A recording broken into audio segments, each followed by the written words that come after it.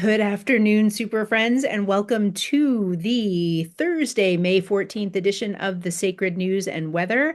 I'm laughing because I swear to goodness, it was quiet here, and then all of a sudden I opened my mouth and a bandsaw started at the home of seemingly perpetual remodeling. And so I had to close my door. And this is like the fourth time that I'm starting this video, and I'm very limited on time today. I'm in my office because I'm about to teach for the Red Thread and I needed some table space. So I'm sitting at my desk today. So a different corner of my usual space. I'm going to see if I can just launch into today's message and get right to the point, and then I'm going to hop into the Red Thread. So it's going to be a quickie today. All right. Closing my eyes, giving you my preamble, take what resonates, leave the rest behind, and know that these messages are timeless. So if you're tuning in real time, fantastic. Thank you so much. And if you're tuning in at a later date, I suspect there will be something here for you. But if there isn't, go ahead and turn me off and find another. There's plenty more where this came from. Okay. What I'm seeing, first and foremost, is the image of the star card from the tarot. I'm seeing specifically the Light Seers deck, where there is a woman who is tethered to her North Star. When I see the star, it's always a sweet, sweet relief to me in my nervous system if I'm reading for myself. And it always portends, for me, the way I read, just deep healing, or the availability of deep healing in your being, the availability of deep healing in your nervous system. The invitation with the star is to follow your North Star, but not just to follow your North Star, to actually bring it into you. And as you bring the energy of your true north, of your soul star, of your soul's true purpose, of your true alignment, anything that is not of or for you will fall away, and you will be moving in the direction of your highest unfolding. I'm also seeing the imagery of the star from the Tarot of the Spirit deck, or Spirit of the Tarot, whichever one it is, I can never remember. And it's this beautiful image. It almost looks like a Georgia, an elaborate Georgia O'Keeffe painting. It's very, very yoni-like, and there's the feeling there of as above, so below, and as within, so without. So just that full balance with the radiance of the star being emitted from the heart chakra, the radiance of the star, knowing that you are moving in alignment with your true self. So I'm just sharing that with you because I think that we have all in this collective been kind of going through it, all that Aries energy, that full moon, and now we're coming up on a new moon in Taurus. I feel like this is actually a beautiful, beautiful energy of healing, for really allowing ourselves to come fully into alignment and move more toward deeper healing from all that we have just come through. I'm hearing also the voice of my Ayurvedic practitioner and she's showing me the infinity symbol, which those of you who don't know, I'm sure most of you do. It's that horizontal figure eight that moves like this. But Paige was telling me about my own system, and she was talking about the way that my giver in my heart is way bigger than my receiver. And so my figure eight, my infinity loop, is way out of balance, which is what we are working on together. And one of the pieces of information that she shared with me, and maybe this is TMI, but I'm a come as you are party. So if it's for me and it's coming out of my mouth right here, there's probably something here for you. I am someone who is generally a well-balanced human being, but if I get off balance, if I get a little crooked, I tend toward anxiety rather than depression. And so when I start to have feelings of depression in my body that are not situational. So situationally I can have situational depression. We all can, right? We can all have those moments.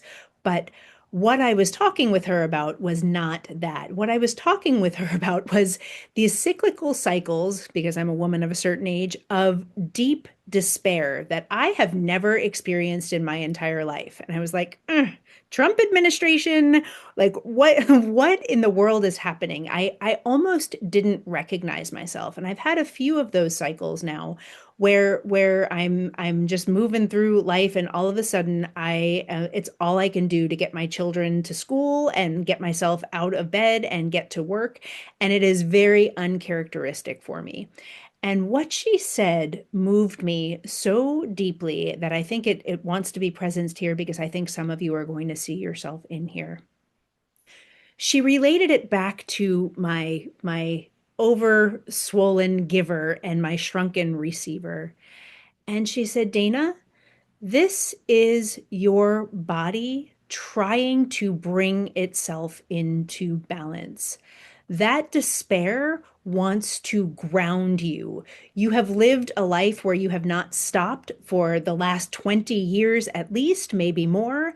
And your body now in this season is trying to ground you by shutting you down, by bringing you into the depths of this despair so that you can do nothing but receive. If you are not going to balance yourself out, if you are not going to allow yourself to receive love, if you're not going to allow yourself to be tended to, if you're not going to allow yourself to be held, then your body is actually going to shut itself down so that you have no choice.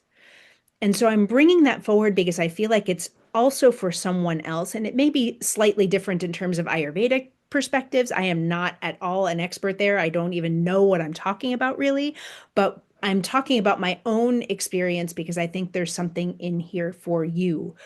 When we are feeling those ways, when we are feeling not self, whether it is anxiety, whether it is despair, whether it is depression, whether it is rage or grief, whatever it is, when we are feeling not self, we tend to want to judge it and we want to make ourselves wrong for it and we want to correct it as quickly as possible.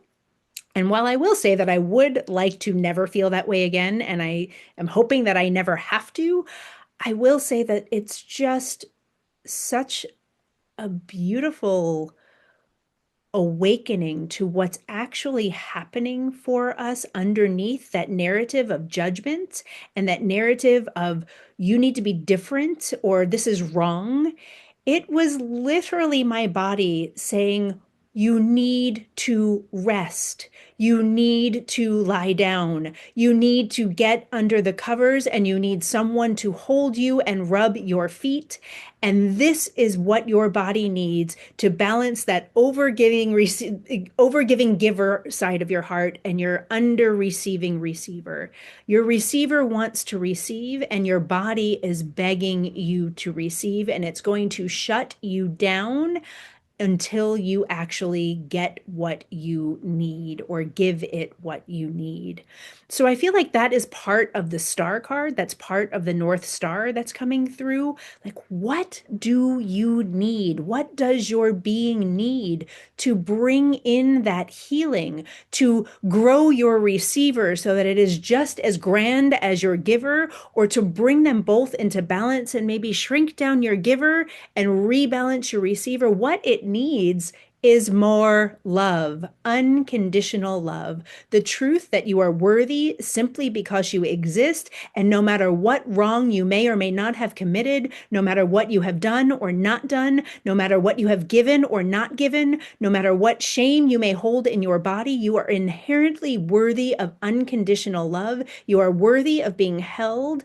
And by knowing and allowing that unconditional love to come all the way in to meet you, whether it's coming in from the divine, whether it's coming in from another, whether it's coming in from your cat or your dog or your kids or your partner, however you can bring that love into those places that are filled with rage or despair or judgment or just the lies that we tell ourselves about what we are and who we should be. If we can bring in that love is the North Star, it is the healing energy, and it is what is going to propel us forward and out into the world an infinite more, I can't speak, more alignment. It's going to bring us into more alignment. We're going to feel much better.